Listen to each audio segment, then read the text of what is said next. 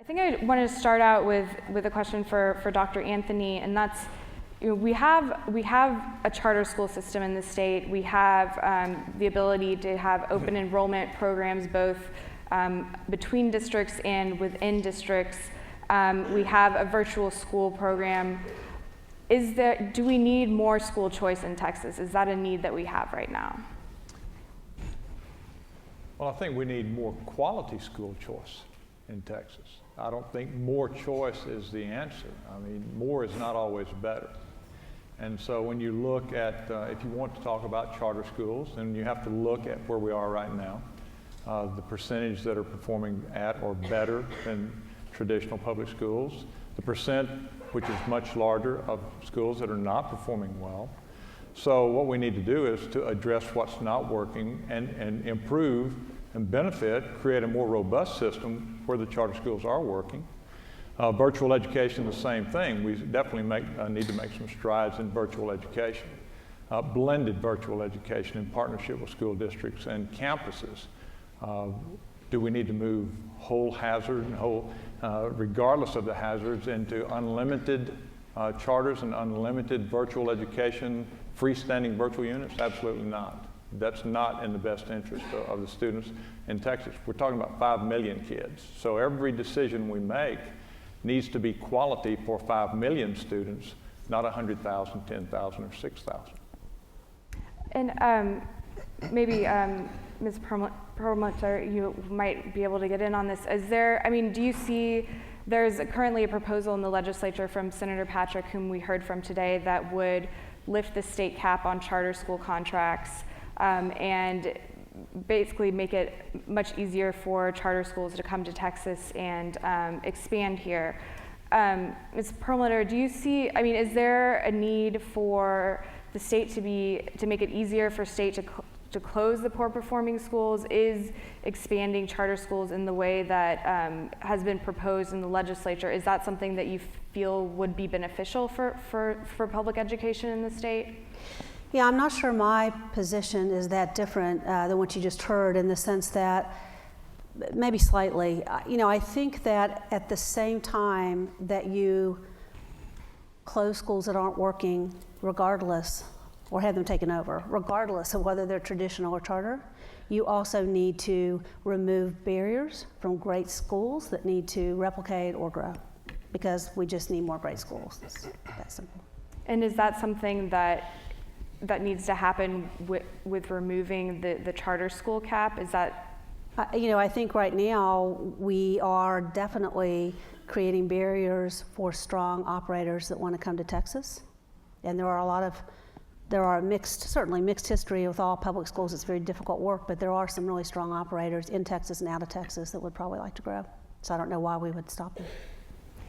And another thing that has come up that we also heard this morning in the dialogue about school choice is that it's not just about public school choice. There's been proposals or a proposal to expand the ability for students to use public money, whether it is kind of given before it hits the Treasury in the form of a business tax credit, or after, though we haven't seen anything along those lines yet.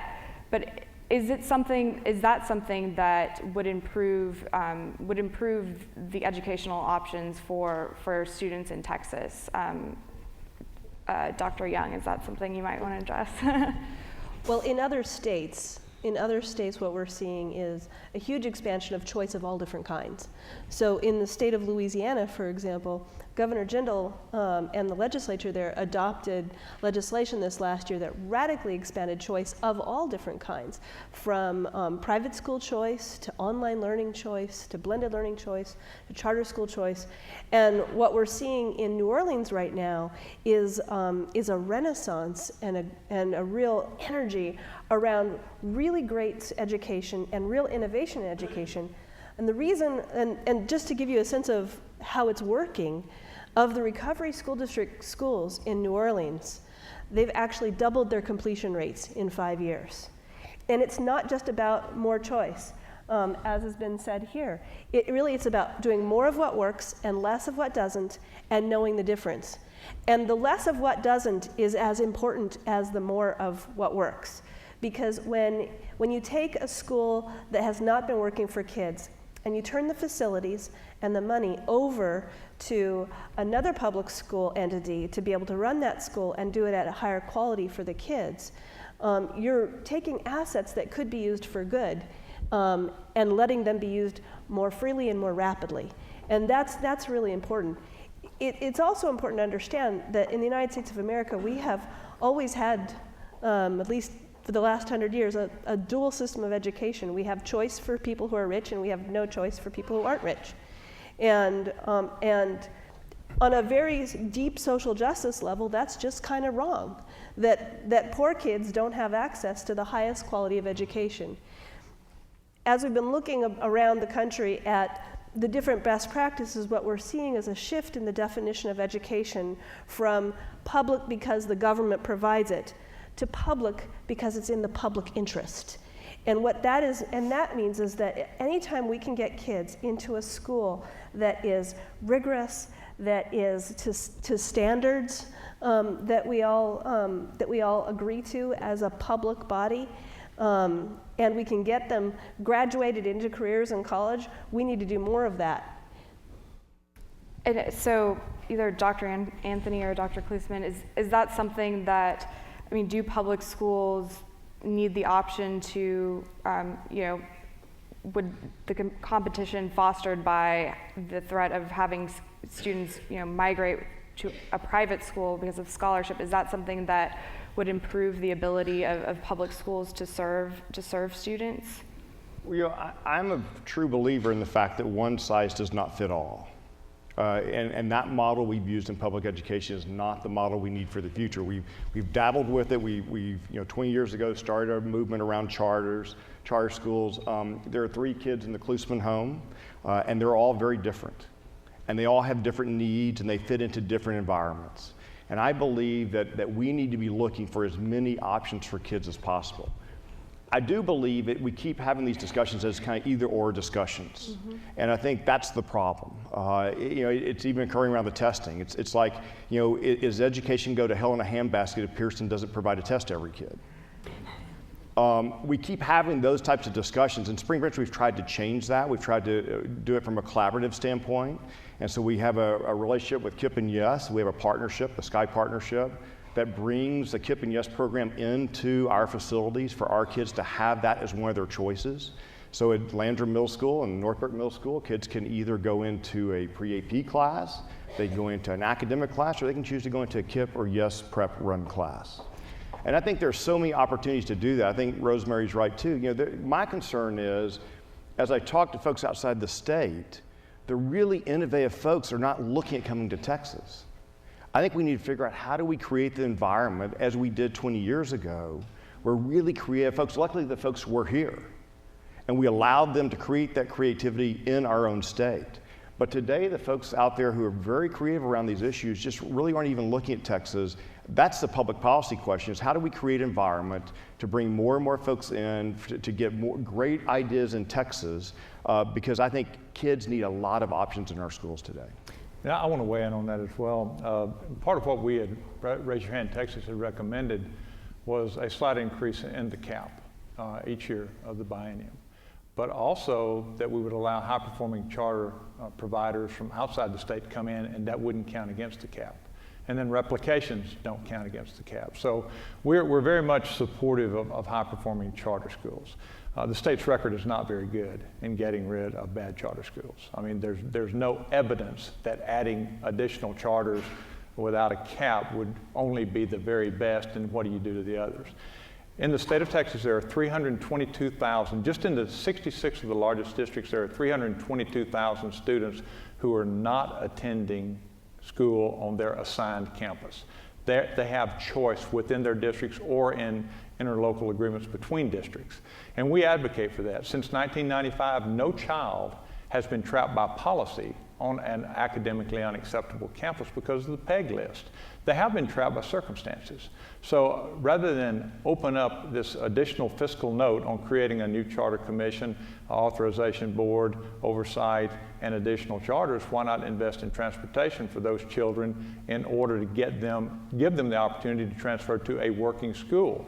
You have competition where the ground is level, because if children want out of a traditional public, and it's not working, they can go to a traditional public in the district, in another district, or to a charter. Charter public schools are great options, and we've got a lot of fine ones, and when you look at what Rosemary's done with Uplift and KIP and Yes Prep and others, Harmony, IDEA, those are not the issues. The issues are we're not creating more traditional school districts in the state. We need to get a grasp on making sure that every child has an opportunity to go to a quality school in their neighborhood. They shouldn't have to be bussed out. They shouldn't have to transfer out to a charter or, and certainly not private school. We should have a commitment to closing or addressing low-performing traditional public and charter public schools. And then those kids should have access. When you pull a child out of their school, and we're going to take some kids out, and we're going to educate some kids better, that's morally wrong. What we should be providing is an opportunity for them to attend education, quality education, where they live, and so their parents could be engaged. You disengage parents when children are moved from their local school because it's bad to another school. Dr. Young? I agree with a lot of what you've said. What I don't agree with, though, is this idea that caps somehow cause quality, because there actually is no correlation between charter school caps and high quality schools. There's a very high correlation, though, between having high quality organizations that are in charge of authorizing and monitoring and closing bad charters and renewing good charters. What we really need to be doing in the state of Texas is have no cap on high quality schools, whether they're created right here at home by our own brilliant educators or they're coming from outside, but then have the guts as a state to oversee them appropriately. We also are not doing our job at overseeing our traditional public schools and making sure we make real change when things aren't working. We need to do both of those things. And there are some really great mechanisms that are being used outside of Texas that we could be using right here. So for example, in Tennessee and in Louisiana, they have special school districts where if the school has been failing for many years, those schools are put into a district where change is required. They have to be put under new management, and that's why real change is happening. In other states, they have strong parent trigger laws, and what that is that when a school has been failing and the school district refuses to fix it over years, then the parents, if a majority of the parents vote in favor of changing the leadership of that school, then it changes. Here in Texas, we have that law, but it doesn't kick in for 5 to 7 years. So parents get stuck with their kids in failing schools for a long time. What choice is really about, what it's really about is creating more great options. But what it's also about is changing who has the power to decide what a great education is, and put that power in the hands of parents, because they're the ones that ultimately get held responsible for whether or not the kids succeed. I'd like to actually see if I'm right about something. The achievement or recovery zones that you've discussed, which I'm also very interested in learning more about, they take over both charter and traditional schools that are failing. So it's really a way of addressing both issues. And in some cases with charters, well, you just close them. Mm-hmm. But in the case of New Orleans, 85% of the public schools in New Orleans are already charter schools. And so what really happens is that school facility is repurposed and given to another leader to run those schools. And I'd also like to just make a pitch for this issue that we need to have the right adults, professionals, whoever they come from in our state, that actually monitor and look at what's going on with quality both in charters and in traditional schools. And there are examples of that already out there, and there certainly are national organizations involved in authorizing standards So it's not like it's rocket science. We just need to bring that to our state. So Go ahead. Duncan said I could only have 25 words, and I'd exceeded it. I told the audio guy to cut him off at 25 words. So his mic goes on the 26th word. So, in your original question, you talked about competition. I think again, what's being missed so often, we're in the battle of the legislation or the concept without a lot of discussion about the meaning around it. Right. And Milton Friedman's work originally around vouchers, the concept of charters is to create competition. I mean, the original intent is to create competition, and public schools will improve with more competition. There is no competition when I'm the most over-regulated organization in the state. So when I can't decide which day to start school on, when our local board can't decide to set their tax rate, when I can't decide which test would best assess my students' performance, there is no competition. And so the key is, so often we miss the overall concept, and you have to create a competitive situation for all the entities to really have competition. And I think competition, superintendents are some of the most competitive folks in the world. Principals are some of the most competitive folks in the world. You just publicize the data without anything else attached to it, and they're going to be working to improve the data compared to where they are compared to others. It doesn't take a rating, a misguided rating in many cases. So I think the key is that the concept of competition is not a bad one, but I really don't hear anyone even speaking of that, because the legislation would then include the deregulation of the current organizations to actually compete in the system. In Texas, we have a law, the home rule law, which has actually never been used. but what it is it's a law that says that if a school district decides that they want essentially almost all the same freedoms as charter schools, they can have it if the board votes for it, and then they have a public election where 25% of the voters show up and the majority of them vote in favor of it.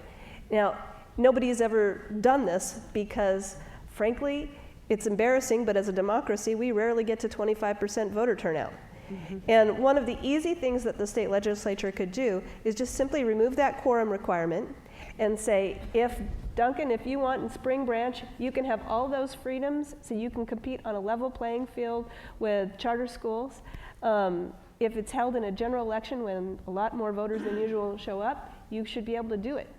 And we can get you to that with just that one small change, and have real choice, and have it be fair for everybody. I agree, Caprice. I think the changes would have to be broader than what they're talking about right now. For instance, a lot of the changes would really affect Chapter 21 around the employment side, but it's much broader than that. Yep. It's around the school start date, it's around assessments. It's much broader, because again, if we're going to compete with private schools, most of the families I talk to today who are leaving the public school system to go to private school are leaving it because they're trying to go away from all the regulations of the state. Yep. They're not leaving it because they don't like their classroom teacher. They're not leaving it because they don't like their school. They're leaving it because, we hear more and more families talk about this.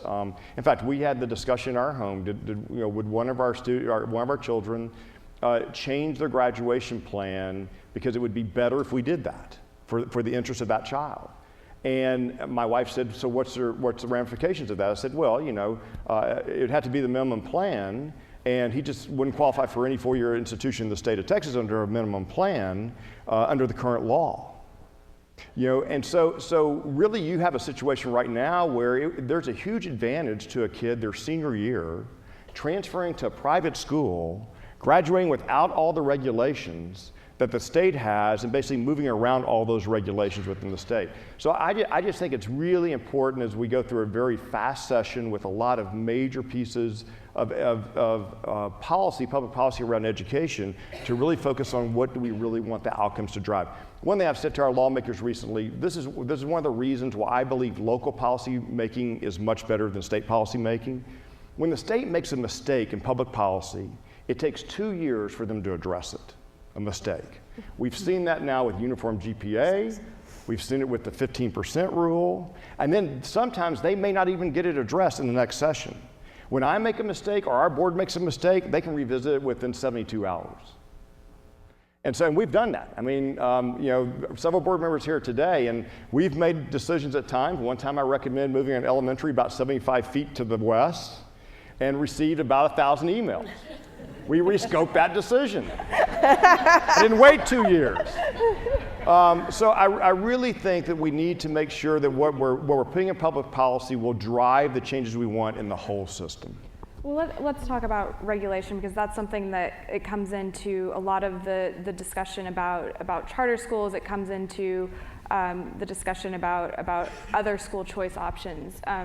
You know, we talk about, there is a lot of momentum right now in the legislature to scale back assessment, graduation, or modify graduation requirements, but they've all been all of those things have been put in place for a reason, or with the intent, the ideal at least, of making sure that students are being educated the way they need to, and we're being able to evaluate the way schools are teaching our students.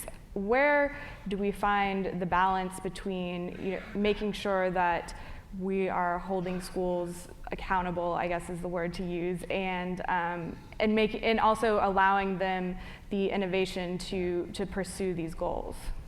Anyone? Well, I was actually going to piggyback on the Spring Branch philosophy, which is that, you know, really data is incredibly important, because when you put it out there, it motivates people to do their best or be competitive. Mm-hmm. But sometimes penalties that are associated with broad decisions around the data is where I think we need to be careful. I think transparency and letting parents know where they stand and letting teachers see their data and schools see their data is a pretty critical thing. Well, I think it's been said enough today, but you have to have a certain number of tests, but what are you measuring? And so school districts will be held accountable by testing forever. But even without testing, good superintendents, good principals, and good teachers are going to be holding kids accountable as well. So, you know, when you look at Algebra 1, research has proven that Algebra 1, if learned, is the best indicator of college success, college math readiness, not Algebra 2. If you learn both of them, are you better prepared now in math? Sure you are, but it's not essential. And so Algebra 1 and English 3, reading and writing, and they have to have both reading and writing, social studies and science, that's ample for that testing assessment system. Kids are going to take the PSAT or SAT or ACT. And so there's enough to determine if a school is doing a good job. You have to look at dropout rates. You have to look at graduation rates. You have to look at all those things. I want to go back to something Caprice said, and she had on a good point, because I heard State Board Member Donna Bahoric say this in front of the Senate Ed Committee on Senate Bill 2. And it's talking about who authorizes charter schools. You have to have a good authorizer and oversight and support. We currently do not have that. It's dysfunctional in the state of Texas. State Board authorizes, TEA holds them accountable. TEA has 5 FTEs to do that. I think 2 of those positions are unfilled. So in order, if we're going to have an increasingly robust system of charter schools, that authorizing board, it may need to be more than one authorizing.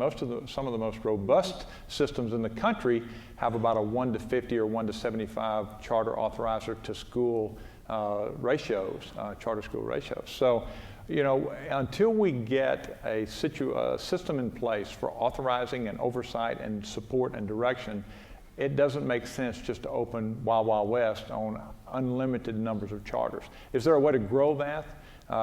Caprice said that CAP is not correlated to the quality of charters, but is no CAP correlated to a much more effective system of charters?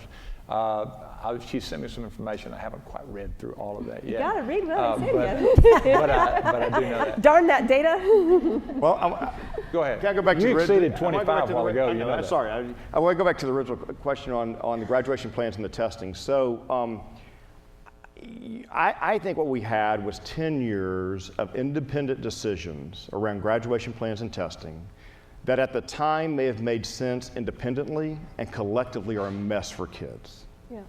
So we started 10 years ago, through the Texas Grants and the Texas Scholars, great programs. We said we really need to look at a different graduation plan. We then made the recommended plan a default plan. We then attached 4x4, which I do believe was not a well thought through process and in my view is a mistake. I think we had individuals read The World is Flat and decided that all we need to do is produce more engineers and scientists and mathematicians and we'd all be okay. So we forced a bunch of kids who that's not their strength or interest. They're not taking extra classes in musical theater or humanities, and they're being forced into a fourth year of a rigorous math and science that's way beyond what they're ever going to expect to do in their higher ed experience. And then we said to go to any four-year state institution in the state of Texas, you have to have that plan or have a very high SAT, ACT. I think collectively together, those are just a disaster for kids. I see it in our own house, I see it in our school district, and I think we have an opportunity this session to really change that, and that will be good for kids. Our oldest son, who is a junior in college, graduated from our most impoverished high school. And most folks, I would think, who's making public policy around these issues, and most folks even engage in the discussion, can probably not say that. They probably have not had a child who's chosen to go to a high school that was 85% poverty or greater, 95% Hispanic, and to have that great experience. And I think it is going to be the best experience he will have in his lifetime to experience something different than what he typically has grown up around. And it's been a great experience for our family. But I think that the changes being considered today on graduation plans are the most substantial decision we will make this session that will be good for kids. And it will give kids a chance to take rigorous courses in their area of interest and it will prepare every kid in the state for some level of higher education. I don't believe that's happening today. And one comment on that. Yeah, we're going to open it up for questions after this, so if people want to start lining up. The system has worked moderately well that we've had in place that he's referencing, and HB 5 and Senate Bill 3 will help to change that. But the system we've had in place has worked moderately well for less than half the students that enter ninth grade for the past decade. And an important point on this is that over the last 10 years as we've had standardized testing, one of the most important things that it has done is it has given us data which shows the stark reality of the fact that our poor and African American and Latino kids are getting the short end of the stick in the educational system over and over again. And that means a whole bunch of things that we need to take action on. We need to make sure that those kids are getting strong foundation, that they're not being prejudiced against in the course selections, that more money is spent where needed to make sure that we remediate on behalf of those kids. But what has happened, though, is that instead of making tough decisions about making changes in schools that aren't working, and supporting the kids that aren't having their needs addressed in our system, we just keep piling on more tests on everybody, as if you give penicillin to the whole population, it's going to fix the couple of schools that are failing. And we need to be more strategic and surgical about how we address our system, rather than try to make these blanket solutions. Okay, we'll go here first. Hi, this question is for the superintendent and or former superintendent. I support charter schools, but specifically have a question regarding more traditional LEAs.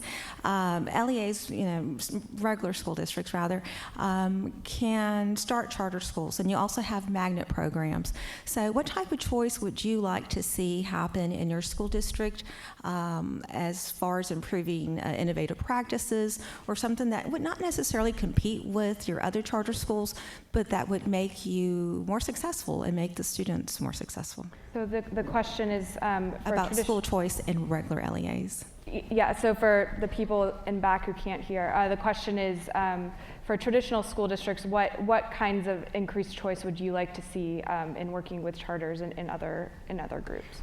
I believe in Spring Branch we've been providing that, and we continue to provide it. For instance, we have run 2 of our own charter schools for over 10 years now. Cornerstone Academy and Westchester Academy for International Studies have been very successful programs. We've had over 250, 300 families on the wait list for both those campuses.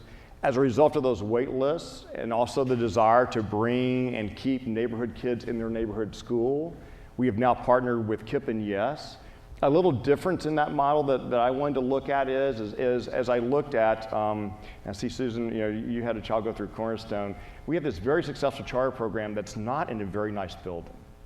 So I'm convinced that parents don't go there because of the building. They go there for the program. And I had this thought, if we create that level of programming in a traditional school that's not pulling in the neighborhood kids, why won't kids come into the school that are currently not going to the school? So we decided, instead of spending the time for us to come up with the concepts that are already developed, just go ahead and partner with KIPP and YES. So we have seen a couple of great things happen with that partnership already. Our enrollment has come up on both campuses. Our pre-AP students, our number of pre-AP students has not decreased on either one of those campuses. So we have not skimmed from the top in the program. Kids in the program, Spring Branch kids who are in the KIPP or YES program, have full access to our electives, co-curricular, extracurricular.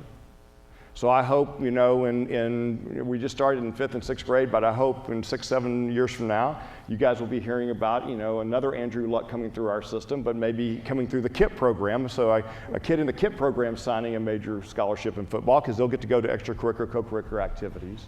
And then our board just recently voted to put in 2 additional options for kids around dual language, a secondary dual language program, and around a highly gifted program. So I think we have demonstrated the ability to put in those options. I will tell you that the issue around those options often is you need seed money to get them started. And in the current environment of losing $37 million over 2 years, that's hard to do. However, we still spend $250 million in Spring Branch, and we've just decided that there are certain initiatives that we're going to make a priority, and we're going to learn to stop doing some of the stuff that doesn't work and try to shift those dollars into things that we believe will work, and we believe that continues to offer a lot of options to kids. But we need to continue to expand that, because that's getting to a small portion of our community that wants options, and we need to continue looking at more and more opportunities for kids to have those options. Over here. Hi, George Granger with Houston Endowment. It's always good to have David, to be able to break the 25-word cap. Thank you for the forbearance, Duncan. Man, this guy has taken over my role. This is great. Tom Luce wrote a very interesting guest op-ed that was in the Texas Tribune sometime last week, in which he was addressing this notion that these career and technical pathways that are talked about being made available in the K-12 system.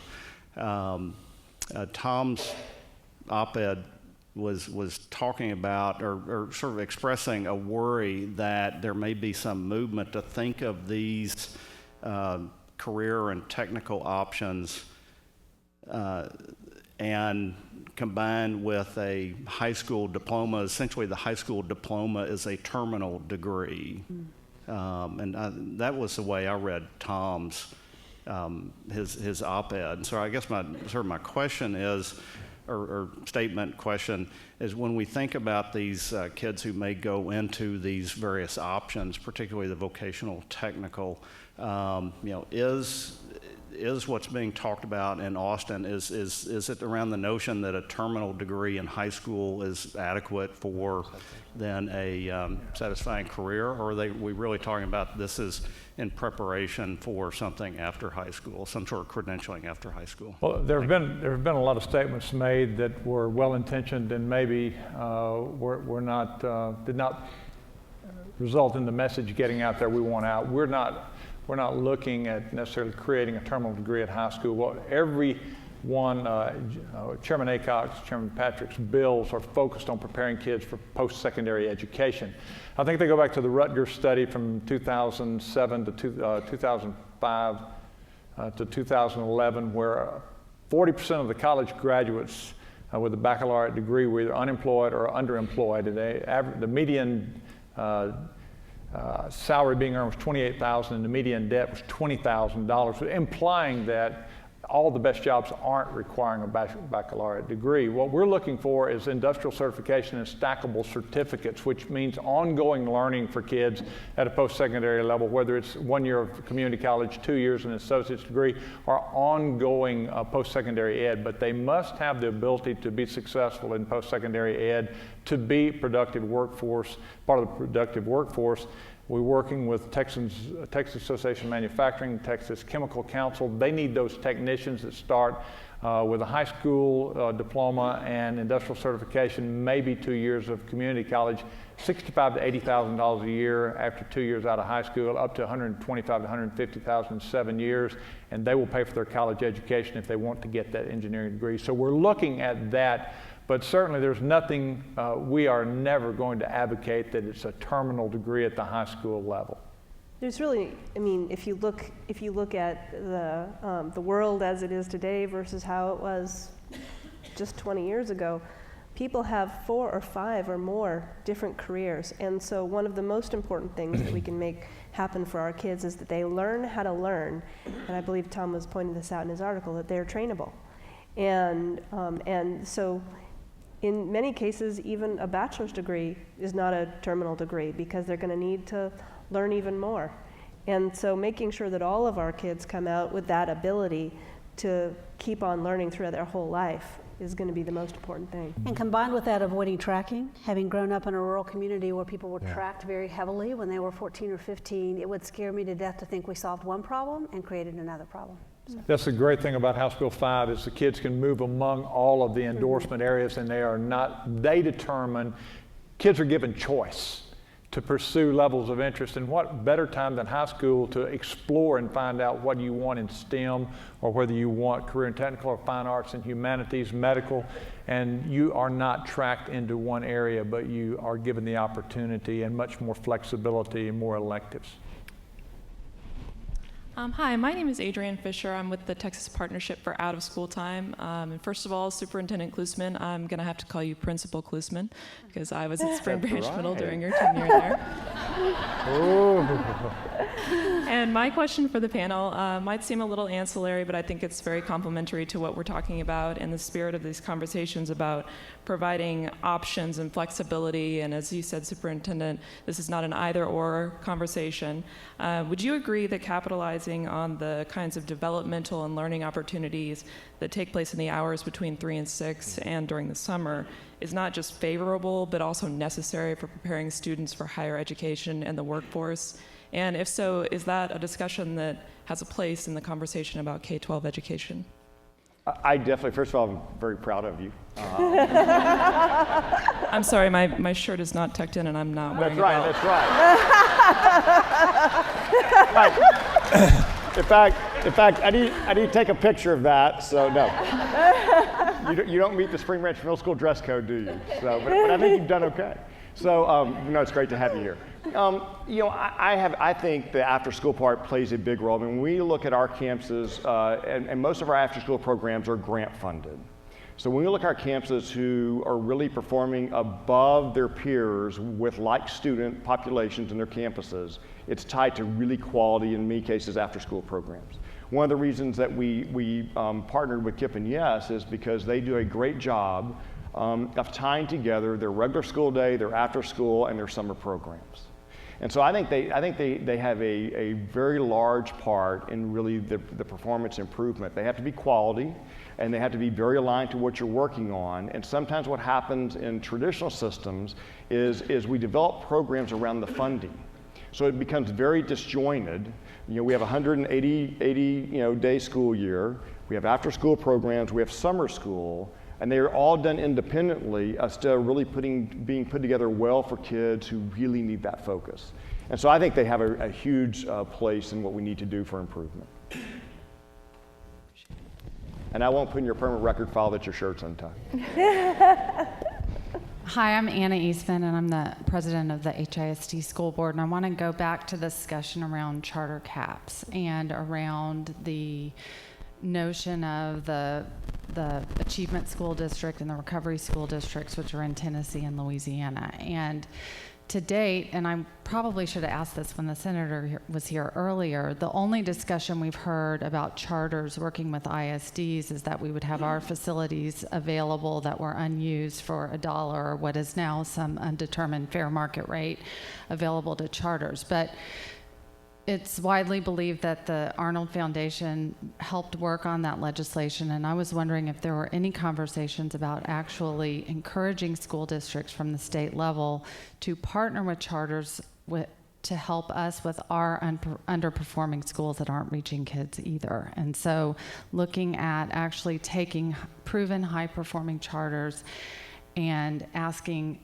school districts to do something similar to the Sky Partnership, but have it actually be encouraged or structured from the state level, because I think Rosemary and Caprice and all of you have spoken that the only reason why any of this is worth doing is so that we create more good schools for all of our kids, and particularly for our low-income kids that we take for granted right now to fund the schools that are in our traditional ISDs. Well, I just want to go on record as saying we're absolutely supportive of high-quality schools in whatever form. And as a foundation, we've been supportive of HISD in their teacher development work, and will continue to be, and would love to have opportunities to support your work in collaboration with charters, collaboration with online learning, expansion of your oversubscribed Magnet and Vanguard programs. There are lots of ways I think that we'll be able to work together. And just for the record, I salute you for being a school board president. I spent 4 years on the Los Angeles Unified School District School Board, and 2 of them as president. And as Marian Wright Edelman has said, the one thing that people can do for kids is run for the school board. It's a thankless, awful job. And I appreciate you for doing it.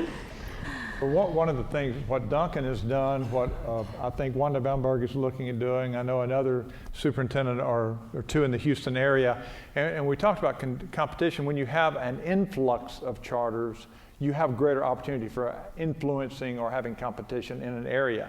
As a result of that, I think what's happening in HISD and what's happening in Spring Branch is an example, but IDEA in Austin was another example of co-location. And we think co-location is a great idea. There are some great things that can be learned from quality charter schools, working collaboratively with a district to assist in an area where students haven't performed well, or even in an area where they have performed well. So it wasn't a performance issue in Spring Branch ISD, and I think that really what sets it apart. I think it's shameless that Duncan had to mention Andrew, probably Rookie of the Year, going through Spring Branch ISD, but he managed to work that in. But other than that, good job. And then, Ms. Palmer, and then I think we're going to let everybody go to lunch after. Yeah, I just really wanted to mention, since my couple of years segueing out of the charter world and founding the Teaching Trust, our singular focus is changing education from the inside out. And our point of view about that is not just that we should invite people inside schools to be part of the solution, as opposed to just always hearing from voices outside, but also that we intentionally mix high-performing charter and district folks in every single cohort, so we can cross-pollinate ideas, and so what you see happening in one place can blossom and grow in other places. And so I think that's something we haven't talked a lot about. We're just talking about the schools themselves, but we have barely scratched the surface on working together in a way that is really innovative to make change happen more broadly for kids. So. Absolutely. Absolutely. Well, thank you so much to my panelists today, and for all of you in the audience. Good point. This is a perfect thing to close I just on. had lunch with Senator Shapiro.